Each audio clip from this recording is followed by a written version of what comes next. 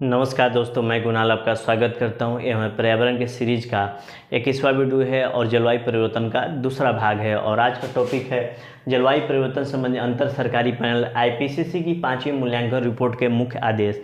यह एक शब्द है आईपीसीसी, जिसका फुल फॉर्म होता है inter governmental panel on climate change. यह एक प्रकार का अंतर सरकारी अंतर्राष्ट्रीय संगठन है।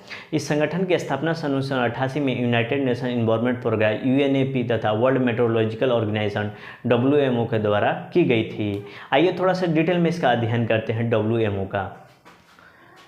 आईपीसीसी का फुल फॉर्म होता है inter governmental panel on climate change. यह जलवायु परिवर्तन संबंधी जो मुद्दे उठ रहे हैं, जो समस्याएं आ रही है, उन पर नियंत्रण रखने वाला एक संगठन है। आईपीसीसी जलवायु परिवर्तन से संबंधित जो प्रभाव उत्पन्न होते हैं उसके वैज्ञानिक ढंग से उसका मूल्यांकन करती है। एक प्रकार का यह पैनल है, यानी कि नामिका है, एक सूची है, एक प्रकार का मंच भी होता है। दो शब्द है, अंतर सरकारी और अंतर सरकारी। अंतर ऊपर वाले अंतर सरकारी का मतलब होता है देश के भीतर जितनी सरकारें होती है उसका संगठन, और एक अंतर सरकारी यानी कि विश्व के विभिन्न देशों के सरकारों का एक संगठन। तो यह एक अंतर सरकारी मंच है, यानी सरकार के लोग ही इसके अंतर्गत शामिल होते हैं। एक प्रकार का अंतर्राष्ट्रीय संगठन है जिसमें विश्व के अलग अलग देश शामिल होते हैं।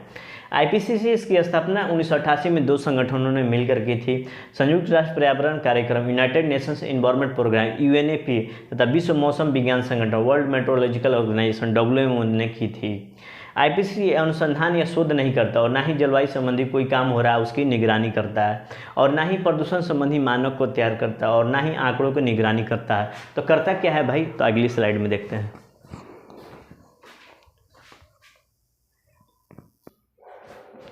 आईपीसीसी इसके पास जलवायु परिवर्तन से संबंधित जो आंकड़े आते हैं, यानी कि आईपीसीसी के कार्यों को देखें तो जो जलवायु परिवर्तन से संबंधित जो भी आंकड़े आते हैं उसके वैज्ञानिक शोध के, और जितनी भी सूचियां हैं जलवायु परिवर्तन के कारण पर्यावरण में क्या परिवर्तन हो रहा है, वैश्विक तापन से होने वाले परिवर्तन, आर्थिक प्रभाव क्या हो रहा है, सामाजिक प्रभाव क्या हो रहा है, वैज्ञानिक तथ्यों में क्या बदलाव आ रहा है, यह सूचनाओं और जानकारियों की समीक्षा करता है और यह मूल्यांकन करने का काम करता है, और मूल्यांकन करने के बाद अपनी रिपोर्ट जारी करता है विश्व के सामने। जब विश्व स्तर पर जलवायु सम्मेलन होते हैं उसके समक्ष यह डॉक्यूमेंट का काम करती है, इसकी रिपोर्ट डॉक्यूमेंट का काम करती है। और आईपीसीसी की रिपोर्ट एक असाधारण मतलब रेलिवेंट एवं उपयोगी यूजफुल रिपोर्ट होती है। आईपीसीसी 1988 में इसकी स्थापना हुई थी और 1990 में इसने पहली रिपोर्ट पेश की, और सन 2014 में 5वीं रिपोर्ट पेश की है। उसके बाद वर्ष 2007 में आईपीसीसी को नोबेल का शांति पुरस्कार भी मिला था। तो आइए थोड़ा सा 5वीं रिपोर्ट की कुछ बातों को थोड़ा अध्ययन करते हैं। 5वीं रिपोर्ट की मुख्य बातें 2014 में जो पेश की गई थी आईपीसीसी के द्वारा कहा गया कि वैश्विक तापन की स्थिति स्पष्ट है, यानी कि वातावरण एवं महासागर गर्म हो रहे हैं, बर्फ एवं हिम की मात्रा कम हुई है, समुद्र का जल स्तर में वृद्धि हुई है।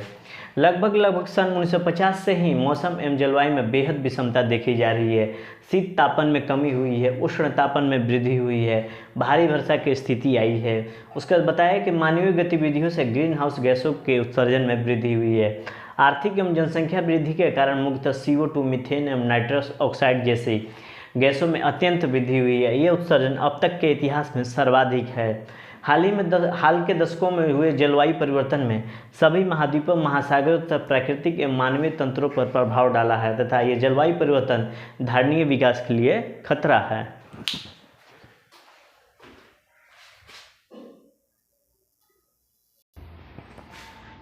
आईपीसीसी की 5वीं रिपोर्ट की मुख्य बातें जो 2014 में पेश की थी उसकी मुख्य बातों पर नज़र दौड़ाए तो यह मानवीय गतिविधियों से हो रहा है ग्रीन हाउसेस गैसों के उत्सर्जन को तत्काल रोक दिया जाए। फिर भी जलवायु परिवर्तन के अनेक पहलू शताब्दियों तक जारी रहेंगे। ऐसा कहा गया कि जो भी जलवायु परिवर्तन हो रहे हैं उसका जो भी मानवीय गतिविधियाँ हो रही है उसके कारण जो ग्रीन हाउस गैस उत्सर्जित हो रहे हैं तत्काल प्रभाव से उस उत्सर्जन को रोक दिया जाए। फिर भी जलवायु परिवर्तन के अनेक पहलू शताब्दियों तक जारी रहेंगे। तो सोच लीजिए कितना विकृत स्थिति है, कितना विषम स्थिति है। जलवायु परिवर्तन को कम करने के लिए ग्रीन हाउस गैस के उत्सर्जन में अत्यंत एवं सतत कमियां करनी होगी, ऐसा इन्होंने सुझाव दिया। अनुकूलन एवं शमन के बहुत से विकल्प जलवायु परिवर्तन के समाधान में सहायक हो सकते हैं, लेकिन कोई भी अकेला विकल्प स्वयं में पर्याप्त नहीं है। जलवायु परिवर्तन से मौसम कृषि सर्वाधिक प्रभावित होते हैं। इसके फलस्वरूप उत्पन्न सूखा, अत्यधिक तापन एवं वर्षण, सांद्रण तथा समुद्री अम्लीकरण का कृषि पर नकारात्मक प्रभाव पड़ता है। कार्बन बजट क्या होता है? ये अब इसी 5वीं रिपोर्ट में कोई एक कार्बन बजट टर्म की उत्पत्ति की गई थी। यह आईपीसीसी की 5वीं मूल्यांकन रिपोर्ट की सबसे बड़ी विशेषताओं में से एक है। यह CO2 की वह मात्रा है जो धरती के औसत तापमान को पूर्व औद्योगिक काल की तुलना यानी 1750 ईस्वी के पहले में 2 डिग्री सेल्सियस तक की वृद्धि पर रोक रख सकती है। यह एक अंतर्राष्ट्रीय सहमति है। ऐसा कहा गया है कि 1750 से पहले जो भी स्थिति थी परिवर्तन की तापमान की, वो उसके बाद की 2 डिग्री सेल्सियस तक जो भी तापमान बढ़ेगा उसको रोक देने की लक्ष्य है। यह अंतर्राष्ट्रीय सहमति बनाया गया कि 1750 AD के बाद से तापमान को 2 डिग्री सेल्सियस से आगे बढ़ने नहीं देना है। इस फार्मूले के अनुसार वैश्विक कार्बन इसके जो 1750 वाला एक लैंडमार्क लिया था, इस फार्मूले के अनुसार वैश्विक कार्बन बजट का 3000 गीगाटन CO2 है।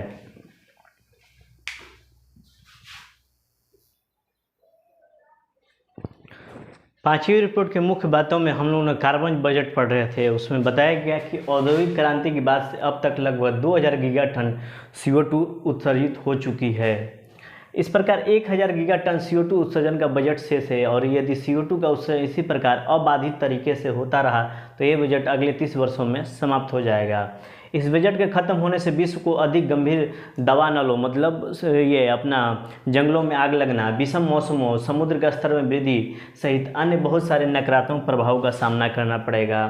एक टिप देखते हैं, वायुमंडल में मौजूद CO2 का स्तर औद्योगिक क्रांति से पूर्व के स्तर की तुलना में 31% की वृद्धि हो चुकी है। तो ये रही अपनी आज के टॉपिक जलवायु परिवर्तन संबंधी अंतर सरकारी पैनल IPCC की 5वीं मूल्यांकन रिपोर्ट के मुख्य आदेश। ठीक है, तो आज भर के इतना ही। आपके सहयोग के लिए धन्यवाद।